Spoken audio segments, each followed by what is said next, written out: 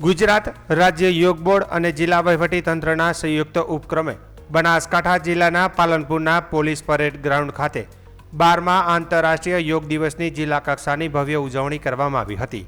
રાજ્યના વન અને પર્યાવરણ, વાહન વ્યવહાર અને ક્લાઇમેટ ચેન્જ રાજ્યમંત્રી પ્રવીણ માળીના અધ્યક્ષસ્થાને તથા રાજ્યસભાના સાંસદ બાબુભાઈ દેસાઈની ઉપસ્થિતિમાં યોજાયેલા કાર્યક્રમમાં મોટી સંખ્યામાં નાગરિકો, વિદ્યાર્થીઓ અને અધિકારીઓ જોડાયા હતા. મંત્રી પ્રવીણભાઈ માળીએ જણાવ્યું કે વડાપ્રધાન નરેન્દ્રભાઈ મોદીની પ્રેરણાથી યોગને વૈશ્વિક ઓળખ મળી છે અને આજે 177થી વધુ દેશો યોગ દિવસની ઉજવણી કરી રહ્યા છે. તેમણે યોગને સ્વસ્થ જીવન માટે જરૂરી ગણાવ્યો હતો. રાજ્યસભાના સાંસદ બાબુભાઈ દેસાઈએ જણાવ્યું હતું કે યોગ શારીરિક અને માનસિક સુખાકારી માટે અત્યંત મહત્વપૂર્ણ છે. સ્વસ્થ જીવન માટે યોગ થીમ હેઠળ ઉપસ્થિત સૌએ સામૂહિક યોગાભ્યાસ કર્યો હતો.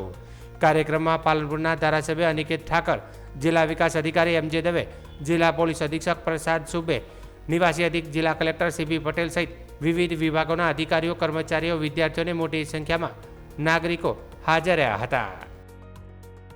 આજથી 12 વર્ષ પહેલાં દેશના યશસ્વી વડાપ્રધાન શ્રી નરેન્દ્રભાઈ મોદી સાહેબ દ્વારા જ્યારે વિશ્વને યોગ વિશે માહિતગાર કર્યા ત્યારે યુનાઇટેડ નેશનમાં નરેન્દ્રભાઈની અપીલને ધ્યાને રાખીને વિશ્વ યોગ દિવસની જાહેરાત થઈ. તેના આજે 12 વર્ષ પૂર્ણ થયા. આજે 12મો વિશ્વ યોગ દિવસ અને તેમાં માન્ય નરેન્દ્રભાઈ મોદી સાહેબ દ્વારા પશ્ચિમ બંગાળની ધરતી ઉપરથી આજે પૂરા ભારતની અંદર વર્ચ્યુઅલી રીતે આખા દેશને જોડવાનો પ્રયાસ કર્યો છે. આનંદની વાત છે કે 177થી વધુ દેશ આ વિશ્વ યોગા ડે મનાવી રહ્યો છે. અલગ અલગ દેશોની અંદર આજનો દિવસ એ બહુ મહત્ત્વપૂર્ણ છે.